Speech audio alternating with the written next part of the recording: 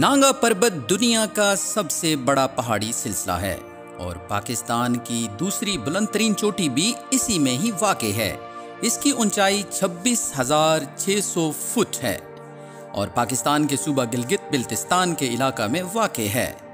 یہ کوئی واحد پہاڑ نہیں ہے بلکہ بلند ہوتے گئے پے در پے پہاڑوں اور عمودی چٹانوں پر مشتمل ایک ایسا دیو ہیکل مٹی اور برف کا تودہ ہے جو برفانی چوٹیوں پر اختتام پذیر ہوتا ہے، اور یہ بلند اور پروقار چوٹی شان و شوکت کے ساتھ کھڑی ہے۔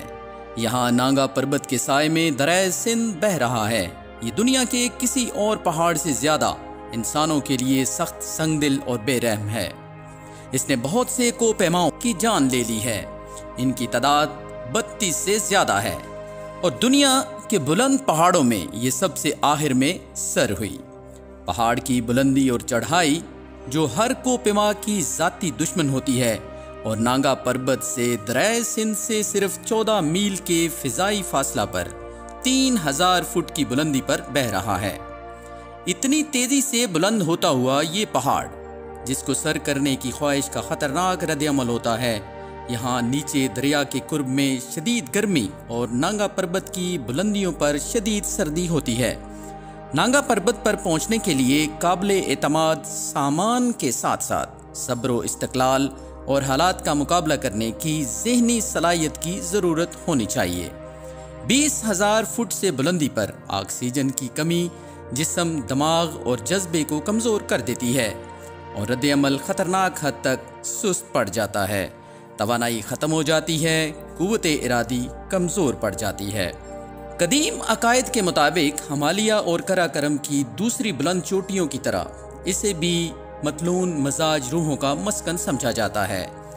اس کے قرب و جوار میں آباد مقامی لوگوں کا کہنا ہے کہ اس کی چوٹیوں پر بھی پریوں کے بسیرے ہیں اور وہ اس کی حفاظت کرتی رہتی ہیں۔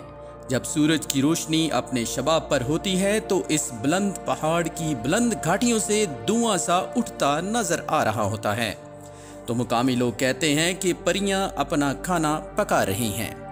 اس پہاڑ پر رہنے والے کچھ اور دوسری مخلوق جن میں کچھ ڈراؤنی اور خوفناک ہیں، ان میں شیطانی روحیں، دیو ہیکل مینڈک، 100 فٹ لمبے برفانی اژدہے بستے ہیں۔ یہ سب کچھ بڑا رومانوی لگتا ہے، لیکن آج بھی وہاں کے لوگ اس پر یقین رکھتے ہیں۔ نانگا پربت کے دامن تک پہنچنے کے کئی راستے ہیں۔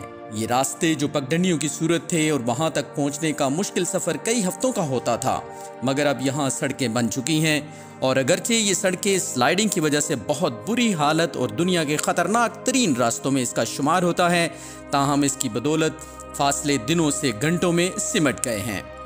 پہلے کی نسبت جب اس کو قرب سے قریب تر دیکھنے کی شدید خواہش کے لیے ہفتوں تک پیدل سفر کرنا ہوتا تھا۔ اگرچہ نانگا پربت قریب پہنچنے کی خواہش کتنی ہی شدید ہو، مگر پھر بھی ہر ایک کے بس کی بات نہیں ہے، کیونکہ خطرناک راستوں کے ساتھ زندہ گلیشیئر عبور کرنا ہولناک کے ساتھ ساتھ خطرناک بھی ہے۔ لہٰذا ہر وہ شخص جو نانگا پربت کو قریب سے قریب دیکھنے کی شدید خواہش رکھتا ہے، وہ اپنے حوصلے کے مطابق اس کے قریب سے قریب جانے کی کوشش کرتا ہے۔ نانگا پربت کو سر کرنے کی کوشش کرنے والی پہلی کو پیما ٹیم 1895 میں برطانیہ کی تھی، مگر وہ اس کی چوٹی کو سر کرنے میں ناکام رہی اور اس کے 2 اراکین لاپتہ اور ایک ہلاک ہو گیا۔ اس کے بعد بھی بہت سے لوگوں نے اس کو سر کرنے کی کوشش جاری رکھی، لیکن بہت سے لوگوں نے اپنی جان گنوائی۔ اس لحاظ سے یہ کو پیما دشمن، قاتل پہاڑ اور جبل الموت مشہور ہو گیا۔ اس کے باوجود کو پیماؤں کا جذبہ سرد نہ ہوا اور اسے سر کرنے کی کوششیں جاری رہیں۔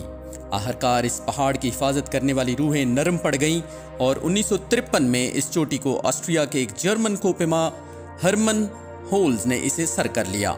اس طرح دنیا کی یہ 8ویں بلند ترین چوٹی سب سے آخر میں سر ہو گئی اور انسانی عزم کے سامنے سر نگوں ہو گئی۔ یہ پہاڑ جرمن اور جاپانیوں کا پسندیدہ پہاڑ اور اسے سر کرنے کی کوشش میں مرنے والے لوگوں میں اکثریت جرمنوں اور جاپانیوں کی ہے، اور بہت سے جاپانی اس کوشش میں جان سے ہاتھ دھو بیٹھے ہیں۔